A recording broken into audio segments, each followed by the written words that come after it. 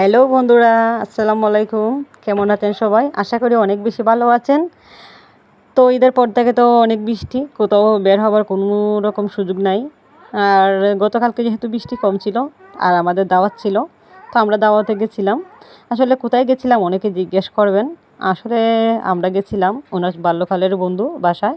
যেহেতু বাল্যকালের বন্ধু তাহলে বুঝতেই পারছেন, বাড়ি বেশি দূরে না, দাঁড়িয়ে ছিল 5 মিনিটের রাস্তা প্রায়। তো আমাদের রাত্রেবেলা দাওয়াত ছিল, আমরা সবাই রাত্রে গেলাম ওনার বাসায়। আর এদিকে আমার মেয়ে তো বান্ধবী পেয়ে অনেক খুশি।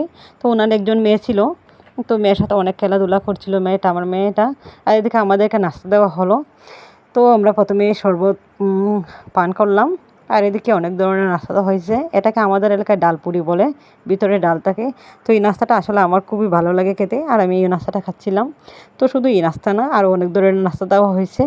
আমার হাজব্যান্ড বসছে অন্য রুমে, তো আমার মেয়েও সেই রুমে চলে গেল, আর আমি এই রুমে একাই নাস্তা করছিলাম। তো এখানে দেওয়া হয়েছে ডালপুরি আর দেওয়া হয়েছে নুডলস। এখানে কিন্তু আমও দেওয়া হয়েছে, আরও পানি দেওয়া হয়েছে, অনেক কিছু দেওয়া হয়েছে। তো আমার বাবু একবার আসে, মেয়ে আবার খায়, আবার চলে যায়। তো ভালো লাগছিল। আর বাবু কিন্তু অনেক সুন্দর করে পরিবেশনটা করছে। যেহেতু রাত্রেবেলা সব কিছু ক্লিয়ার হয়তো বা দেখা যাচ্ছে না, আর আমাদের কিন্তু অনেক ভালো লাগছিল। যেহেতু একটা অনুভূতি আপনাদের সাথে শেয়ার করব।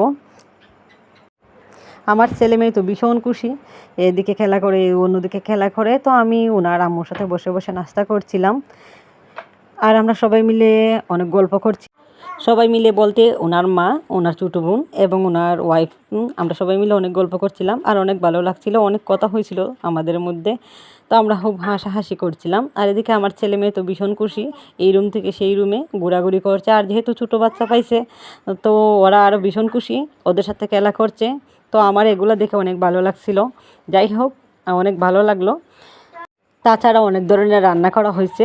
তো আমরা যখন 10টা সাড়ে 10টা বাজে, তো আমরা গেলাম খাওয়ার জন্য। গিয়ে দিকে অনেক ধরনের আয়োজন, মাসাল্লাহ। তো এখানে একটা জিনিসই ভালো লাগছে, সেটা হচ্ছে শুটকির ভর্তা রান্না করা হয়েছে। যেহেতু ঈদের সিজন, সবাই মাংস খেয়ে খেয়ে একদম অবস্থা খারাপ, তখন শুটকির ভর্তা দেখে আমার অনেক ভালো লাগছে। তো আমি প্রথমে শুটকিটা নিলাম, শুটকি খেলাম।